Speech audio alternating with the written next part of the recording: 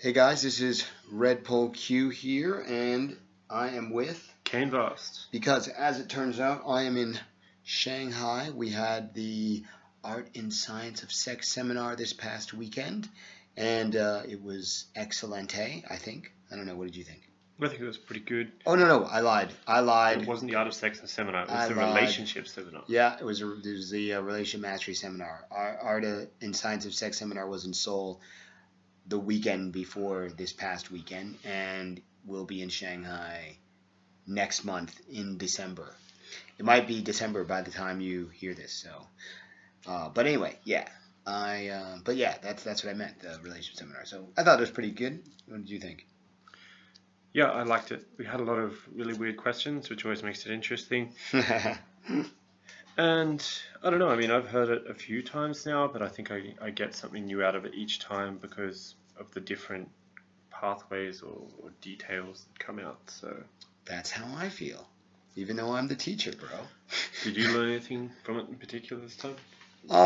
Yeah, I mean, I think besides, uh, besides what a sociopath the fertilizer is, that's his new handle. Really? Yeah, he changed Okay. it to the fertilizer after the sex seminar. Okay, fair enough. But yeah, there was a lot more focus on understanding the concept of a game. Normally, we don't spend as much time on that, I think. And I think usually more time is spent on the negotiation part. So, just for those people who don't understand what you mean by this, because we use the word game a lot, what do you mean by a game? A game, basically, if you're into Jordan Peterson, and you should be, if you have any idea that you want to improve your life in some kind of way, then you can think of it the way that Jordan Peterson talks of a game. And a game basically is a way of operating, or it's okay. I'll explain another way. So there's a social dominance hierarchies, and those are the ways in which people interact in the world. They compete in lots of different ways, at work, at school, etc., etc. And each of those is basically a game. A job is a game because you're competing with other people when you have your job in general. So yeah, so that's basically a game. It's a way to spend your time, and it has certain rules, and you play with other people, and you there are things you can do and things you can't do, and there's ways to win, and that's basically a game. And I don't remember what your question was.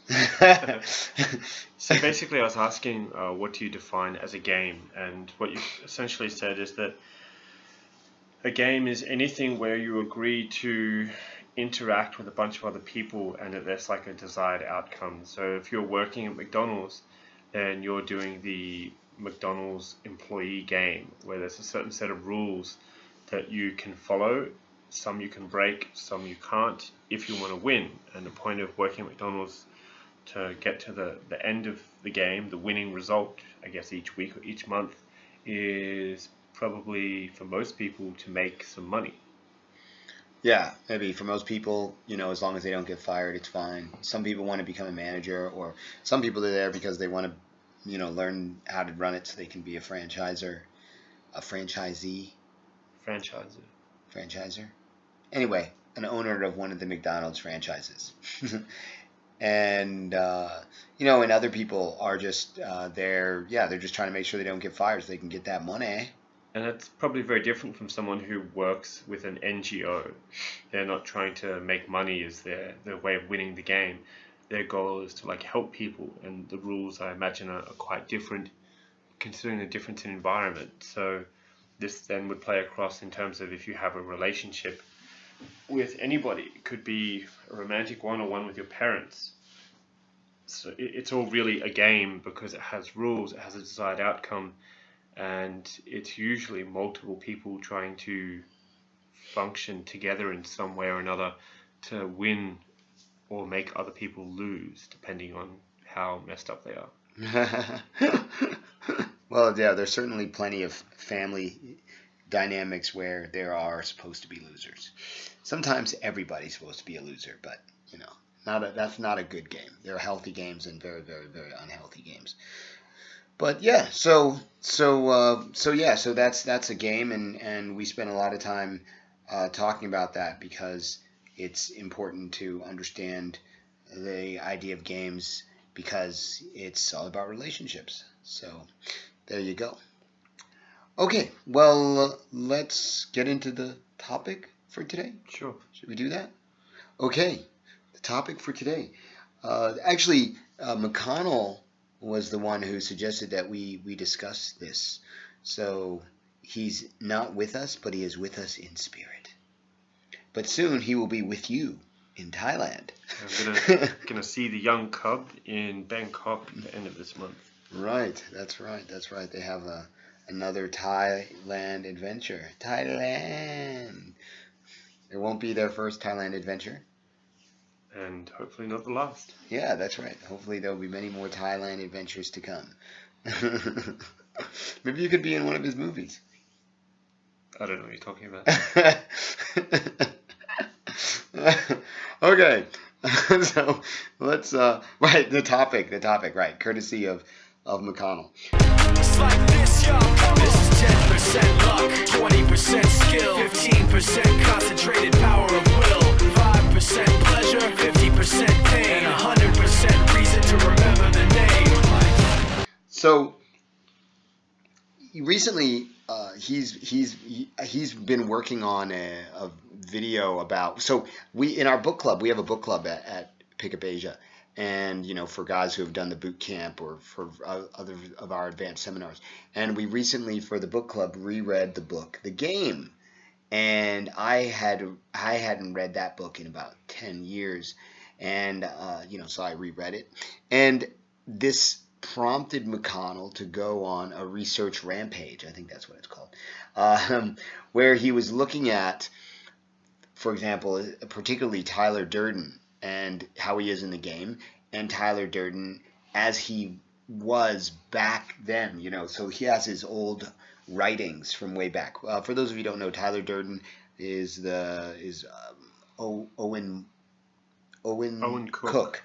Right, okay, Owen Cook, and he runs Real Social Dynamics, which is the biggest Western pickup company in the West. And they've come out to Asia a couple of times, and they've never really gotten very good reviews. And, it's not really that surprising because they don't know anything about Asia or Asian girls. So it's not shocking that they don't do that well when they come out here. I mean, I can't imagine, going to Las Vegas or something and trying to teach a boot camp. I don't know anything about Western girls. I guess maybe there's enough Korean girls there that, and Japanese girls we could, and Chinese girls, we could direct them over there and, we'd look like we know what we're doing. But, if there were some, Hispanic girls from Texas or something, I had no idea what would happen. But anyway, so Tyler Durden in The Game is portrayed in one way, and in his writings from that time, the early mid-2000s, he's portrayed in quite another.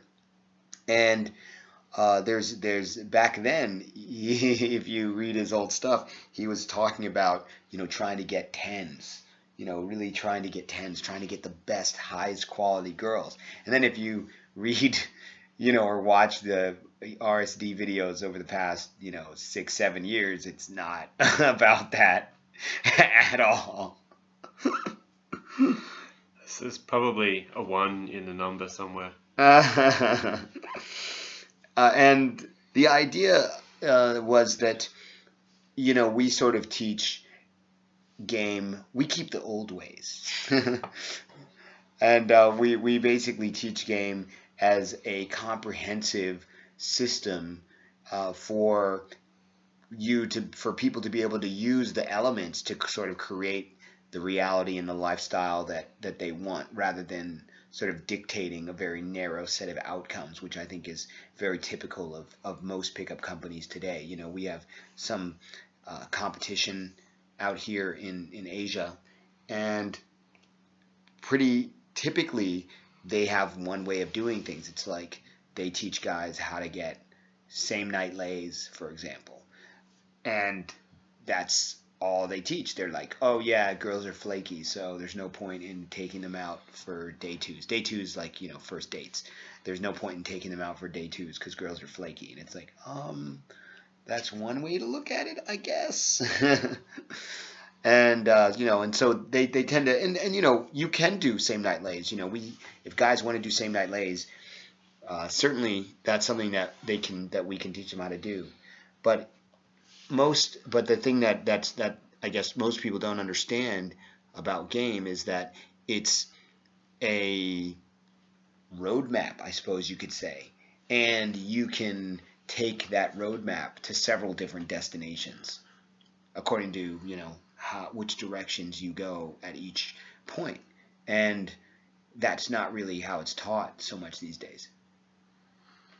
Yeah, so the example I came up with a few minutes ago is not the same word as a roadmap, but I like it because it fits in my brain.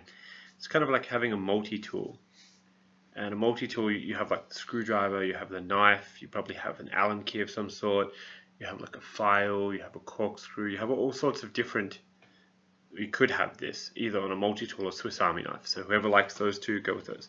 The point is, you have to know how to use the tool. So if you've only been taught how to use one tool, when you potentially have a whole range, you're only going to be good at doing one singular thing.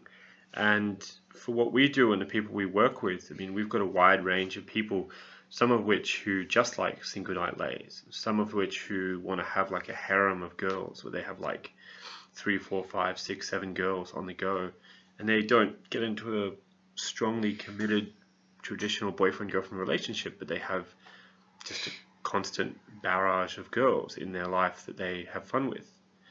And then we have other people who just like find a girlfriend and get married and have kids. I mean, we've got the whole lot. So we really see pickup as a way to do lots of different things depending on what you want, and therefore it's not like a solution to one problem more so than it is a tool that can be used to solve or create many problems.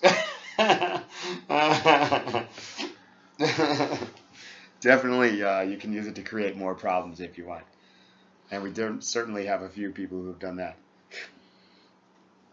So, right, so I think this is a gross misunderstanding of game in general, where people think that it's all about, how to get laid. And that's not true. That's just the most seductive part of it for most guys, because if you've got, typically most of the guys who come into it, they've had a girlfriend before. So that's not like, oh, I don't know how to get a girlfriend. I mean, that's not the challenging part. The challenging part is to get a girlfriend they actually want. But that's just one aspect. Obviously, there's the, it's about, for most guys, it's about having the choice to decide, if they want to have a girl as a girlfriend, or if they don't want to have her as a girlfriend, or if they want to have her as a wife, or whatever, if they want to have kids with her, if they don't want to have kids with her, if they want her to, bring her friends over for good times, whatever it might be. So, that's really something that I think most, especially in the mainstream media, the idea of pickup is that it must be about meeting a girl and getting her into bed through whatever amount of trickery is necessary. But the reality is that, sometimes, guys may want to do that, but other times it might be, okay, well, there's, certain girls that they really, really want to be with, and it might be a serious campaign that takes several weeks before, they even get their first date with her. And, especially in Asia, where there's lots of texting involved oftentimes, and texting is a very important part. And people ignore that. They think it has to be all about just the excitement of the moment, but it can be really about getting to know someone and making a real emotional connection with them. And that's an important part of the skill of game too, is how to create that with someone. And if you create that with someone, then, you don't just want to kick them to the curb the next day. I mean, unless you're a complete sociopath like the fertilizer. Well, I don't Just think kidding. We love you. We're just kidding. So this is kind of branching off into another issue, but if you are the sort of guy who just wants to like bang as many girls as possible and you don't like any of them or want to be intimate with any of them, I'm not going to say don't do that. I will say don't do that forever. I mean, do it for, I don't know, 6 months to a year, and then start trying to work on finding some girl that you like and would want to spend time with. And the reason for this is it's about your own development as a person. So essentially, if you can't be intimate with somebody, you have to understand that you're somewhat on a timeline, because you are engaging in a broad game with many, many other people, and while you're young, that strategy works well, but the older you get, unless you really raise your value, you're going to find it harder and harder to get the quality of girls that we're used to, and you're just going to end up being this old dude who goes dumpster diving. Plus, having an intimate connection with someone that you like generally seems to help you develop your person a lot more solidly, and because it's a more fruitful relationship, it generally seems to lead to more happiness because you can get more out of it. So if you think the first time you bang some chick, there's only a certain range of things you can do, and she's probably not comfortable with holding her mouth open and saying, "Come on my face, daddy," or something like that. But let's just say you're into that. Pretending this, yeah, everyone's into that. Anyway, so the first time you bang a chick, some chicks will be okay with that, but a lot of chicks won't. Whereas if you see a girl multiple times, obviously she's going to be more and more willing to do those sorts of things. And yeah, it's just interesting if you date a girl and you spend a decent amount of time with her, the difference in how she'll behave and what she's willing to do with you. And I would say the 10th time you have sex with someone is generally way more enjoyable than the first. Yeah, I mean, unless you have some kind of weird situation happen. Yeah. I mean, right? I mean, unless she gets lockjaw or something. And I want to add that even outside of the bedroom, there are just a lot of experiences that are that you can do them with guys, but it's a very different kind of, the quality of the experience is very different. Not necessarily better or worse, but the quality of the experience is very different if you have that with a guy versus if you have that with a girl. And so you're just missing out on a large aspect of the richness of the human experience if you don't have ongoing intimate relationships with women. You could think about, for example, going to a rooftop bar. Yeah, you could go to a rooftop bar with a buddy and have a chat, and that would be one experience. But if you went to the same rooftop bar with a girl that you were very attracted to, that would change the experience, and it would be very different. And that's just a simple example. There are plenty of others that are a much bigger deal than that. Going to see the sun rise over Angkor Wat or something like that, or yeah, I mean, there's just these sorts of things that are just not the same when you do them with a dude, and maybe a bit weird if you do them with a dude even. Yeah, I'm not going to go to Angkor Wat with you to watch the sunrise. That would be weird. Oh, that hurts, bro. That hurts. So there are a whole bunch of ways you can use pickup to improve your life and have different experience with girls. And just to throw a few out there, I mean, if you're good at pickup, firstly, what does that really mean? Well, it should mean that you are good at interacting with women and persuading them to move along towards the outcome that you want. Now, there are certain contexts that you might use this. Now, as Red Paul Q said, in the West, the general context is meet a girl in probably nightlife areas, try to bang, throw her away, find a new one. So the good bonus points if you have sex with her in a car that you have parked down a dark alley. Okay, so some other ways you could use pickup, and a good one I think is something a few people we know are doing recently, is if you used your pickup skills of going and interacting with people and persuading them, you could go and meet a whole bunch of girls, and then you could use that to start some sort of social group or something related to one of your hobbies. And this could be you start doing house parties or KTV parties where you meet all these girls in different environments and then you invite them to come to your place. So it goes from being you trying to bang some chick you met to you having a room where it's like you and maybe 3 to 5 friends and 10 or 15 or 20 or however many you want girls. And then all the girls are having fun. You create the games you want to play there, truth or dare, show us your tits, whatever it is. And everybody has a good time. And Is that a game? Show us your tits? I don't know, it's made it up.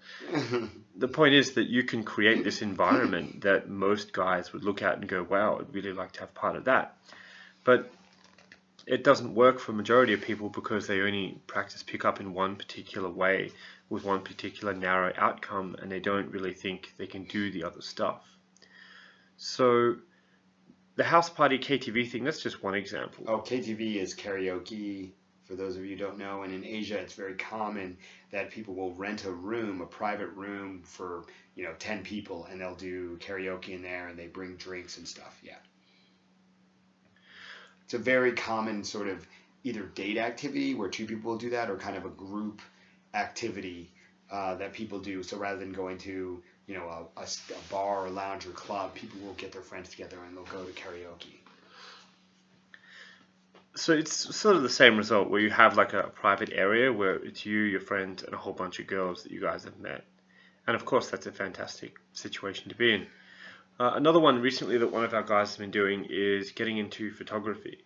So he'll use his pickup skills to meet a bunch of girls, either on the street, nightlife, in a mall, bookstore, wherever. And when he's talking with them, he'll throw in that he does photography. So of course this is just his way of finding talent. And he'll get a whole bunch of different girls that are interested in this and then get to take all these sexy photos of them. So he ends up again with some sort of social circle based around that, which he can then use to spread into other social circles he might have, be it house party or whatever else. Right. Yeah, and in fact, McConnell met Vonny through his photography hobby as an example of that. So, you can meet interesting people and you can decide what direction you want to take that in. Obviously, in the case of young Cub, what direction he decided to take it in.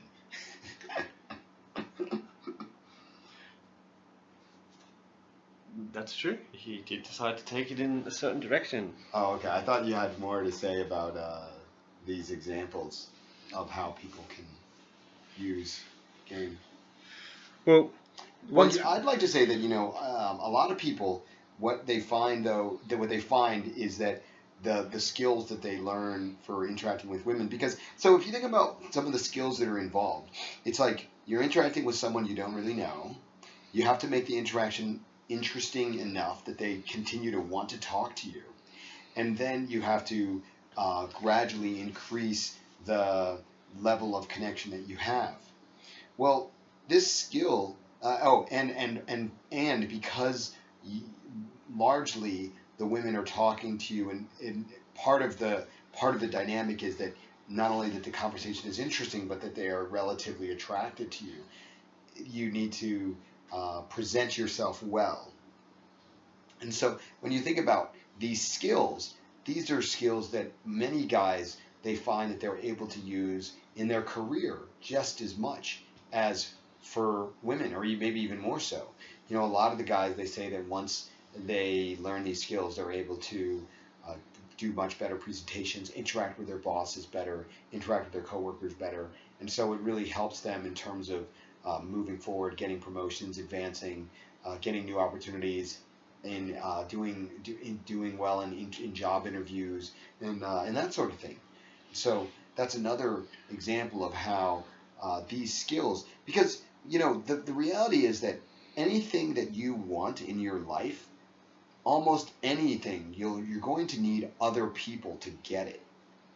And because you'll need other people to get it, because they have access to resources that you don't have, that it's only through their connecting with you in some way that you will then have access to those resources that they control.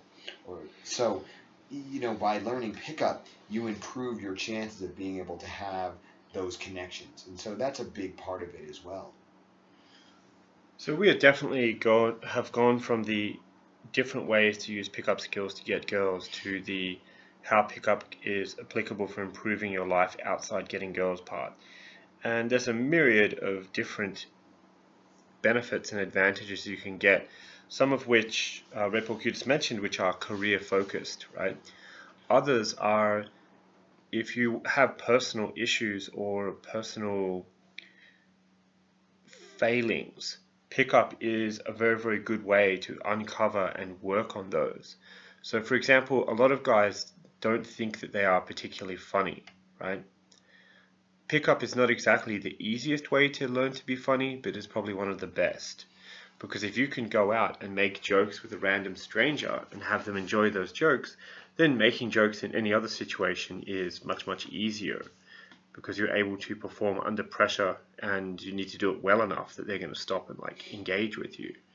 So on a basic level, I mean, it's just like, all right, go learn to be funny. If you dig a bit deeper, what it really means is that on some level, a lot of people have fear about engaging with others or taking risks or looking silly, and that's usually because of underlying issues. So pickup is a form of cognitive behavioral therapy where if you have something, let's say you feel nervous talking to strangers, right? You can break down the different ways you would approach someone and interact with them into small chunks that are more manageable, and then go out and do this. And you would find that doing these small actions would have a big effect on how you could interact with people in a range of ways across your life, because you're poking at and then shifting some of your underlying beliefs about yourself and other people. And that enables you to have new and more constructive behaviors that would change your person, your psychology, and your life in a whole bunch of ways. So I found that when I first started doing pickup, I wasn't exactly extroverted, but I don't think I was particularly introverted. I did have some weirdness about how I'd interact with people. So I remember just before I started learning it, I did this, and years before I did this, it was this weird thing. I'd go to the club and I'd stand on the dance floor and I would like dance in whatever way I was dancing. It was not that great, but I wouldn't look at people. I would like look at the ground at my feet all the time. And one of my friends pointed this out to me, and of course I thought it was weird once he pointed it out to me as well. And the thing is that it was just, I was self-conscious that other people were judging me or looking at me and thinking that I danced like a retard, and that may have been true. I'm not sure. The key thing being, though, I have my I bet that he definitely looked like a retard. So the key thing being that I was self-conscious to the point where I couldn't look people in the eyes when I was in public doing something I thought was maybe somewhat embarrassing, although I'd do it because I thought it was going to get me girls. So the whole looking at the ground dancing thing didn't really help at all. But the experience of trying, of course, did. And once I learned pickup, and I'd go and interact with girls, and it wasn't about the dancing at that point, but I'd go and interact with them, it really helped me in other ways because I knew what to say and what to do at each step. And then I found if I went out to go and talk to girls and go dancing or do both, I wouldn't have the same level of self-consciousness because I built up this belief within myself, which was my behavior in public is whatever I'm happy with, not is my behavior in public okay. So I could go and talk to some girls and pretend to be retarded in some way, and if I thought that was funny, that was fine, right? I didn't care what other people thought. Whereas before I learned pickup, I wouldn't have done that. I would have been worried that they're going to judge me or think poorly of me. So it really is an interesting form of therapy in a way where you can shift and deal with a lot of underlying stuff by taking action and building up the right beliefs and breaking down the unhelpful limiting beliefs. Right. It's through the action that you take and how you take those actions, you can see where you're bumping up against some kind of internal limitation that you have on what you think is reasonable or okay or acceptable behavior. And when you see that, there's this result that you want, and you're not able to get it and it's purely because of something that's internal, then it gives you the opportunity to challenge that behavior and to change it into something that's much more useful. Yeah, and I mean another thing, if you go back to say the example of sex, right? A lot of guys who meet or stereotype, I guess, Asian girls and then meet some, they think that Asian girls are probably somewhat traditional, or you need to date them like 5 times before you can make things happen. So they have lots of weird limiting beliefs that aren't very accurate. Now, if you go out and you interact with a bunch of Asian girls that you don't know, so I mean not through work or some predefined social setting, then you'll find you'll get a whole bunch of different reactions. And just as a simple example, that will help you break down some maybe incorrect or inaccurate beliefs you have about these girls. And that's true for anything. It's the same thing if you go and get a sales job and go and talk to a bunch of people. You're still doing a form of game, because you're engaging with them in a social interaction where you want to persuade them. Right.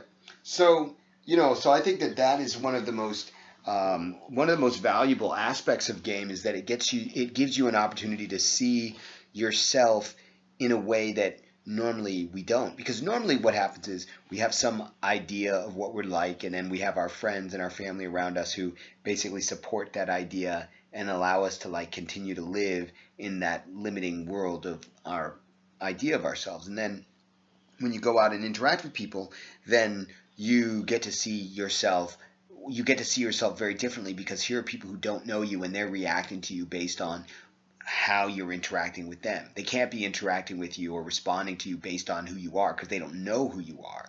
And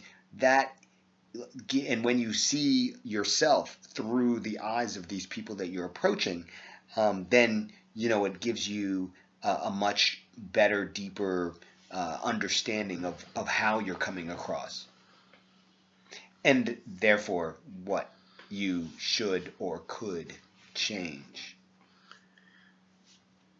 Now, for some people, and actually I've seen a guy, he made some videos about him approaching in China.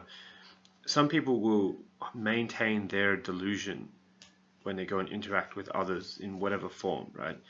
And this particular guy, he approached some girl where he walked up to her from behind in a shopping mall and then stood kind of diagonally behind her and then said in really bad Chinese, "Hey girl, you're beautiful." And the girl was probably vaguely aware that he was there making noise at her, but she just kept walking. And then he had recorded this, and then he put it on YouTube and said, "Oh, I see Chinese girls are cold and unfriendly." So he has a very incorrect belief based on him and based on his own bad experience that he manufactured via doing things incorrectly. Now, we all have these sorts of weird beliefs about all sorts of things. I mean, I know that I'm certainly very delusional about lots of things in my life, and lots of the people I meet are also very delusional. One of the key parts about pickup that's helpful is breaking through those delusions, so then you can start living a more effective life, because you can go, once you break through them or have someone help you and they point out where you're being delusional, you can go and look at the situation and realize where you can make really big changes. So with that guy in particular, I mean, he's probably not aware that he's delusional about this. But I'm very aware he's delusional, because I've been in the exact same environment thousands upon thousands of times, and I know what he could do differently, just small changes that would make a huge difference into how these girls would react. So having other people around who can help you bust through your delusions is also very helpful, because they can help you make strong, effective change. This is actually a very good point about the fact that, it's a community, and so there's different people who are giving each other feedback. That's very important, because, if you look at, so you have some videos on YouTube as well. And it's interesting sometimes some of the comments. I mean, some of the comments the guys are just really ignorant and retarded, but some of them, you know, they're pointing out they're trying to point out something to you because they think that you're not aware. Like they're like, oh, you know, just because a Chinese girl will give you a WeChat doesn't mean she's going to have sex with you. And it's like, as it turns out, we happen to know that because we've gotten lots of WeChats from girls who didn't have sex with us. I mean, shocker of shockers. And you know, and that's actually a good thing. I mean, not a good thing that, you know, girls give us their WeChats and not have sex with us. That's definitely not a good thing.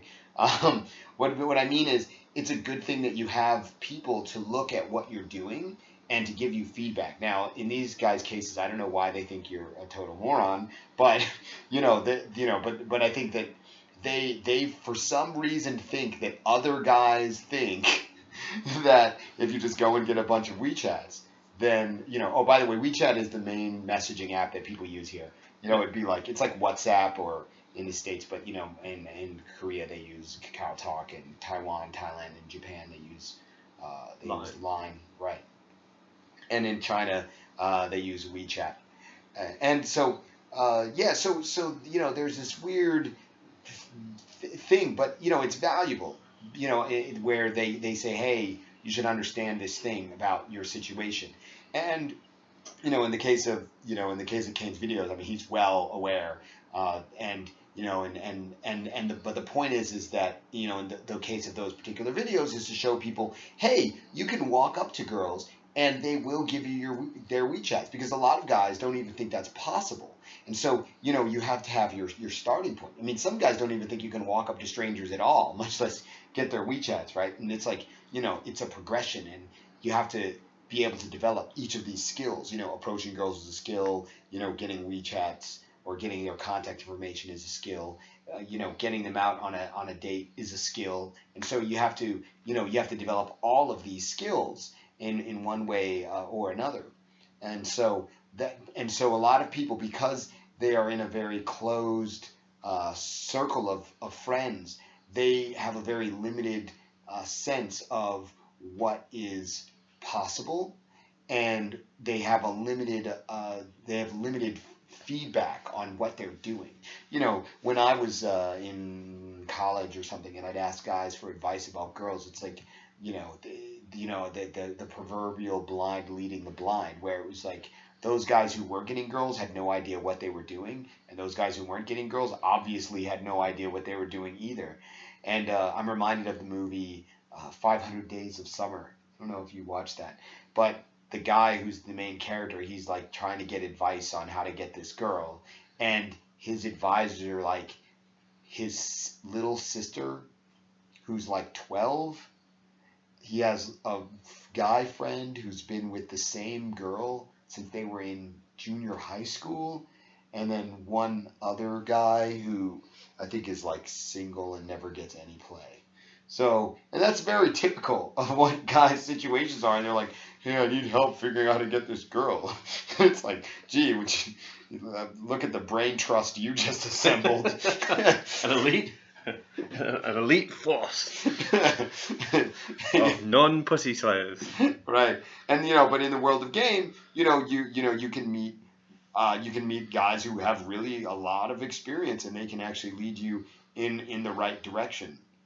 And so that's very very different from people's typical experience, because they typically don't want to share what happened because they're embarrassed about it, and the people they share it with are going to be nice to them because they're their close friends and not be honest with them. Plus, they don't even know the truth anyway.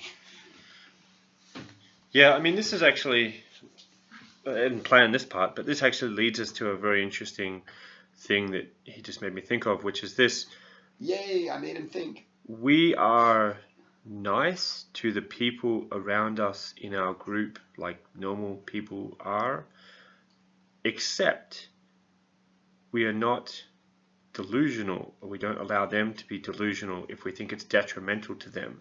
So something that's interesting about our community is that if someone is doing something that is bad for them and bad for the community, we pretty quickly will just call them on it and tell them, hey, this sort of shit is just crazy. And generally bad for the women in their lives too. Oh yeah. Can't forget that, especially that. Yeah. So sometimes we do have people who, I don't know, need an adjustment period for this, I guess.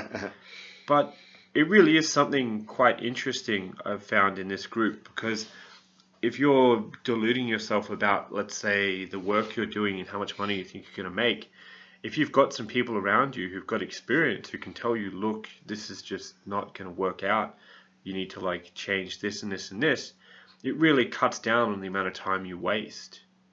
And it's no different for relationships. I mean, as a guy, it's pretty easy to be delusional about relationships because it's so engaging with your ego and how you feel about yourself in terms of, let's say, your self-esteem and your sexuality, and how girls do or don't respond to that.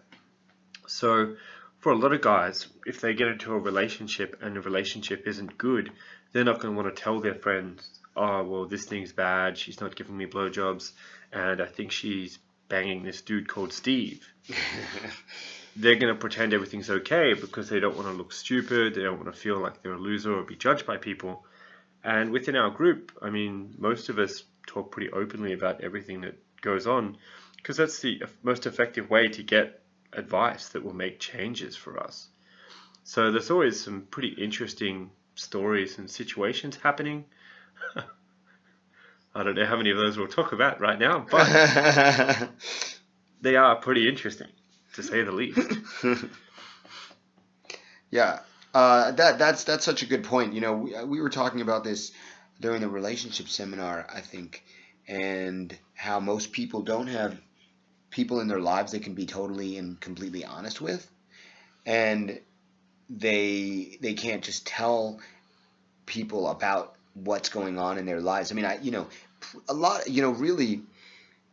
of this is why a lot of people need a therapist. It's like they have a lot of trouble in their life and there's no one who's going to like just sit there and listen. Now, in our case, typically people aren't having problems. They're just trying to do better.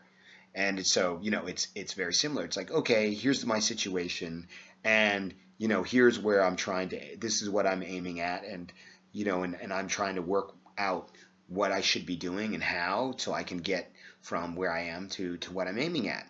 And, and a lot of times, as Kane was just pointing out, people are making some pretty major errors in how they're arranging things, and they don't see the consequences of their decisions in the long run. It's a great example is that a lot of guys, I think, there's a good percentage of guys who end up in situations where they're not very happy, not because the girls they're dating are bad people, but because the guy doesn't do a good job of communicating what he is and isn't okay with. He can't really actually, we were just talking to one of the guys, and he was saying that with married guys, he was saying that the reasons why they end up having their wives walk all over them is because, one, they're afraid of losing access to their kids, and two, because they're afraid of not getting sex. They think, well, I better do everything she says so that I can get some action. And and while that's not a very good, in fact, let me just change that. That's a very poor strategy, because it's a very poor strategy, because ultimately, just because you get laid this week or this month or whatever, it doesn't lead to a good long-term relationship where you're satisfied with your spouse and where you're happy. It leads to it leads a lot of times to divorce. So that's a big issue, is being able to point out to a guy, hey, look, here's an area where you're not being very effective, and maybe what you should be doing is discussing things more and with her, and telling her what it is that you need, or what it is, or making it clear in some way that you have needs and requirements too, and that you expect that she's going to try and meet them as much as you're going to try and meet what she wants. And it's not like so straightforward like that, but the point is that guys end up in bad situations. And don't get me wrong, I'm not saying that girls don't end up in bad situations too. In fact, I would say the same can happen the other way around. But because they're not they don't take the time to sit down and think about it and to communicate and have other people looking at their same situation, they're in this kind of isolated box, and they don't have the best thinking available to them. All right, so we have we had a question a couple of weeks ago. Someone wrote in a question for Vonny. She said, or he said rather, Vonny was awesome on this. You guys should make her a regular guest. My question for her is, does she ever get jealous? I've always found it hard to picture a girl I like with another guy. How do you get over that? Tess Teakles from Arizona. Okay, so we reached out to Vonny, but she was too busy to make it on the call, but she did get back to Young Cub with an answer, and her answer was, don't get over it. Feel the jealousy if it comes. Let it pass through your body when you realize that nobody else can have that same exact connection you have with your partner. So there you go. It seems to be clear that there's a level of, from her answer, it seems that there has to be a level of confidence and security and communication between you and your partner, so that you don't have the sense that your partner is going to leave you, or that they had a better time with the other person. It's a very interesting answer. It's about understanding that the connection that you have with your partner is unique and special, and that other things and other connections that they could have with other people are irrelevant to the connection that you have. And I find this very interesting. I watched a YouTube video a while ago, and it's talking about how the idea that the difference between relationships is sex and no sex is sort of like saying that for in the Muslim world, and I'm not trying to go kicking Muslims around, because I know that a lot of people do, but from their perspective, women shouldn't even be with men that are not relatives, right? So being with a man that's not your relative, that's a big no-no, and that's where they draw the line. And in the West, we draw the line at sex, and it's somewhat arbitrary, really. Now, you could go back to talking about how, well, men have to invest in their offspring, and if their offspring belong to somebody else, then that's, a really big loss for them. And so the reason to monopolize women's sexuality is so that they can be sure of paternity, and so that way they can be sure that they're investing in their own genes, and the whole name of the game is get your genes into the next generation. And that can be all fair and true.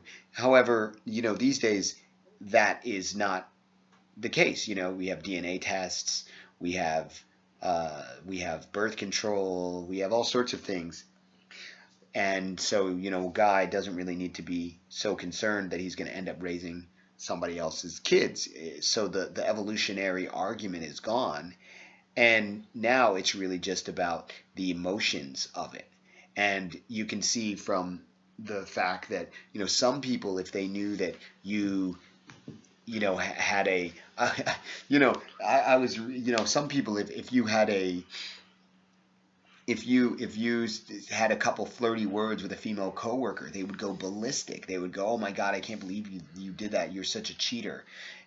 And that's where you go and have lunch with a female coworker, and it's just the two of you, and they'd go, "Whoa, that's definitely cheating." And somebody else could go, "Wow, that's not a big deal." So it's certainly somewhat arbitrary, and it's kind of about. It seems that each person sort of has a point where they feel comfortable and a point where they feel uncomfortable, and I have no idea what that's dictated by. I don't know. Do you have any thoughts, Kane? I don't think it's dictated by one particular thing. I mean, there's a whole bunch of nerd talk about this that I think is relevant, and one particular thing is probably the first time you fall in love and how that went. That I think it affects how secure or unsecure you feel.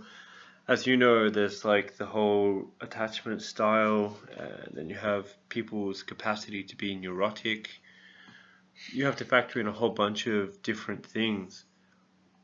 I guess also you have one of the things that Jordan Peterson likes to mention, which is the image you build up of your partner in your head, and then when they behave in a way that's just like outside that, it's really upsetting, because it's kind of like you've got your room cleaned up exactly the way that you like it. You know where to find stuff, and be that super organized and clean, or in organized piles or whatever, and then something comes in and like totally fucks it all up. There's a fair amount of anxiety there for you to try and find your stuff and figure out where things are and how things work again. So it's sort of the same thing with people. If your image of that person is like strongly violated, it's quite distressing. Yeah, I think that there's a large element of sort of risk there, where you know what your partner is like sexually with you, and you don't really know what they're like sexually with anybody else. And as long as you don't know what they're like with anybody else, you can imagine that with you, there's something obviously special and obviously unique about it. And even though you know that they've had sex with other people, and then if you actually saw your partner having sex with somebody else, you might then, that would challenge maybe your idea of the sex with you being particularly special or unique, and that challenge is could be pretty scary. It's ironic though, because at the same time, they could be going and having sex with somebody else secretly, and they would just come back and everything would be fine.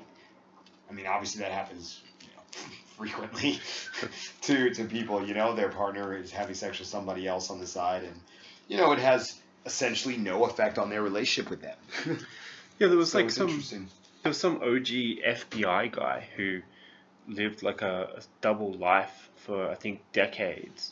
Mhm. And I don't know if he was banging anybody else, but he basically was like some really high level FBI or CIA guy. And the entire time he was married and had kids and all this, his family had like no idea. So the interesting thing is that his family had a certain perception of him and thought he was a certain person who did certain things, whereas in reality there's a whole lot going on they had no idea about, and it was just their knowledge or lack thereof of this that made a difference to how they felt about him, not what he was actually doing. So one other way to think about this, and I think it's not easy to think about this way, but it is good to try out different mindsets or different sets of glasses to look at situations differently, is this: when you're with somebody, they're not something like an item or something that belongs to you. What's happening is that you're getting a certain allotment of their time. So if they're going to live for like, I don't know, let's say 70 years, and they spend a year with you, then you've got that year of time with them. Whereas if they're going and then spending half of that year getting banged by some dude called Steve, of course the time is the part that you don't get to have a hold on to. Now, they can spend lots of time doing lots of different things, and as Red Paul Q said, the main point is if you know about what they're spending their time doing or not. If they tell you they're going shopping with their friend and instead going off to bang, if you don't know differently, then you probably won't feel the associated feelings of jealousy, etc., etc., etc. So the knowledge of what's occurring is a very important aspect. The other is understanding that you're really just being allowed to somewhat dictate and have an allotment of their time. And when you look at things that way, you can extrapolate from that to what makes them willing to spend their time with you as opposed to spending it with someone else. And this is, I think, an important point, because a lot of people seem to think that things should work based on what's fair or nice or how they feel about any given situation. And although Disney would probably agree with that, in reality that's not how things work. Things are mainly based on value and the values that people exchange. So there's an old dude who just passed away sadly called Stan Lee, and he's this big comic book creator. I think he made Spider-Man, and he's definitely an X-Men. Anyway, I didn't know he died. Oh. He died, I think, 12 hours ago. Oh, wow. So you didn't even tell me. Stan Lee, rest in Holding peace. Holding out on me. Rip. So initially, Stan Lee's publisher told him, Spider-Man, oh, that sounds terrible. People don't like insects, right? People don't want to know about this one. It's not going to work out. Come back with something else. And then he just pushed forward on it. And then he succeeded massively. And he's the cause of all the really awesome Marvel movies that have come out in the last few years. One of my personal favorites is the most recent one, which was Avengers Infinity Wars, right? I think Thor is fucking great, despite the fact he's Australian. But anyway, the point is, Stan Lee succeeded because of the value he brought. Now, at the time, he probably thought his comics were pretty awesome, and lots of other people thought they were garbage when he first started doing this, right? And that's why he didn't get anywhere initially, but he kept improving them and increasing the amount of value that they had. And that made it so lots of people were willing to spend money on him, to give him contracts to write stuff, etc., etc. Now, this is the same in any other relationship that you have between, say, a father and son, or co-workers. So it could be also you and your boss if you have one, right? If you're a boss, it could be you and your employee. It's always an exchange of value. And a lot of people don't understand that, or don't want to understand that, because it makes things seem less magical. But it's something you should ignore at your own peril. Mm-hmm. That's about all I have to say on that topic. Okay. Well, I think that we can end here. I just want to say that, this idea of value is something, people really should spend more time thinking about, in terms of what value they provide the people in their lives. Because, as you pointed out, they tend to just go, oh, well, I'm just me, and it's magic. And it's like, well, and that's one of the aspects of what pickup is about. It's like a job interview. In a job interview, you don't just show up and go, well, you should just hire me because I'm wonderful. It's like the company is hiring you to fulfill some certain particular roles, and you need to have certain skills to be able to do that. And, if you don't have those skills, you don't go, yeah, but I'm great to have around. It's like, no, you need to bring, some value. And the better you understand the value that you have, the better you will be able to find a job or a person to date that's going to match that. And the more secure you can feel in your relationships, knowing that you bring particular things to the table in a particular combination that you can't get anywhere, that she can't get anywhere else. So, yeah, I think we can close it down with that. Okay, thank you for joining us, and see you next time. Bye-bye.